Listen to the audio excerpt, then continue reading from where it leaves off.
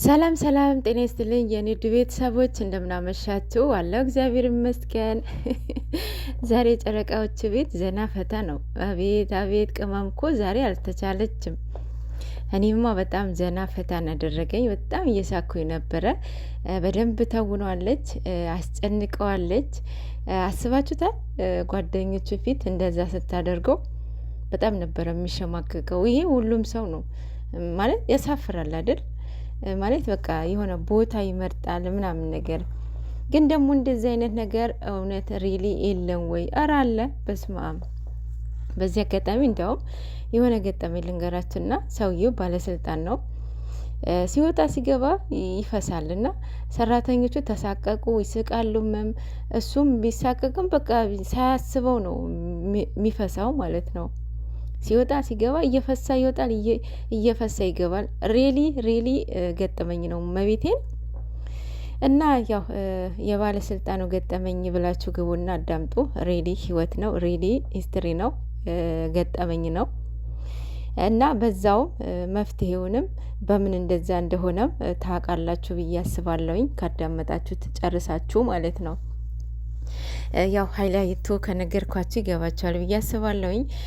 ነጮቹም ያው ሪሊ እንደዚህ እየፈሱ ይሄዳሉ መንገድ ላይ ማለት ነው። እኛ ግን ባህላችን ምንድን ነው ይሆናል አይደለ?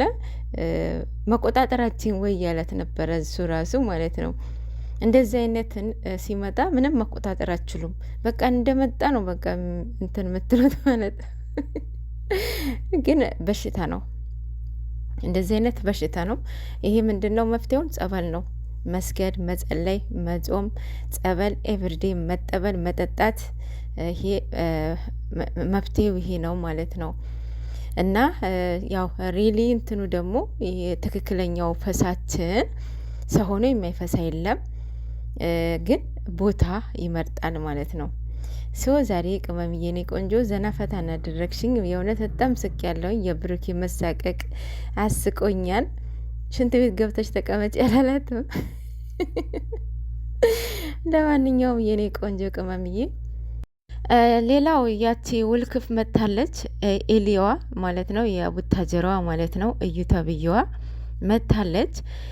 የዛሬው ንግግር እንዳያችሁት ማለት እኔ ቪዲዮን አላየሁትም፣ ግን የተቆራረጠ እያየሁት ነበረ። የተቆራረጠ ባታወጡላት ጥሩ ነው። በዚህ አጋጣሚ አንደኛ እየፈመሳችኋት ነው፣ ሁለተኛ ቪዲዮዋን ቫይራል እንዲወጣ እያደረጋችኋት ነው። ምንም መቼም አታቆሙም። እኛ ላይ ሙድ እያያዘች እኛ ጋር መታ እየተደበረችብን ነው ማለት ነው። እንደዛ ባታደርጓት ጥሩ ነው። በእርግጥ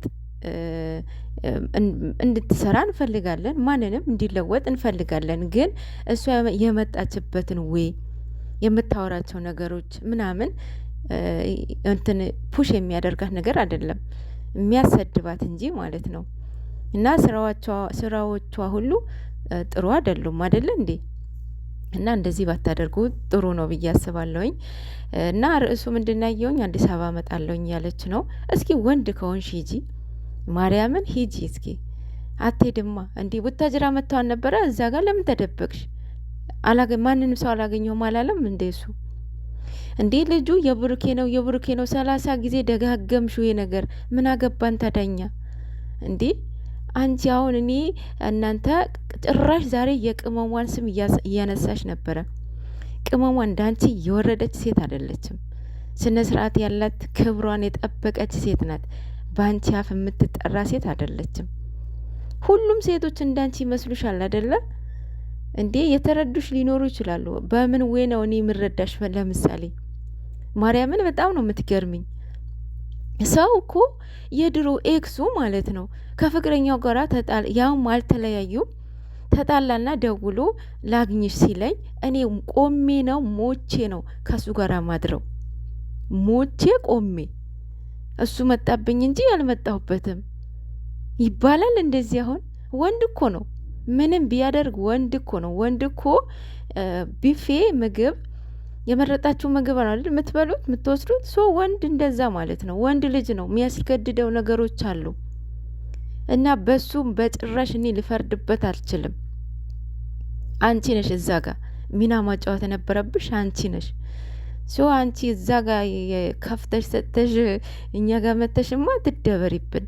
ሁሉም እኔ ሌላውን ብታሳምኝ እኔ ሰኒ የሙሽሪት ልጅ ልታሳምኝኝ አቺም አትሞክሪ። ሲጀምር ሁሉም ሴት እንዳንቺ አይደለም። ሁሉም ሴት በአንቺ እግር ቆሞ ግዴታ መረዳት አይጠበቅበትም። በአንዱ ማወቅ አለብሽ አይደል እንዴ? እንዴ ያለፈ ኤክስሽ ነው አደለ? ሲመጣ ሲያገኝሽ አላት መገናኘታችሁ ጥሩ ሆኖ ሳለ ወደ ማደረው ለምን ሄደ?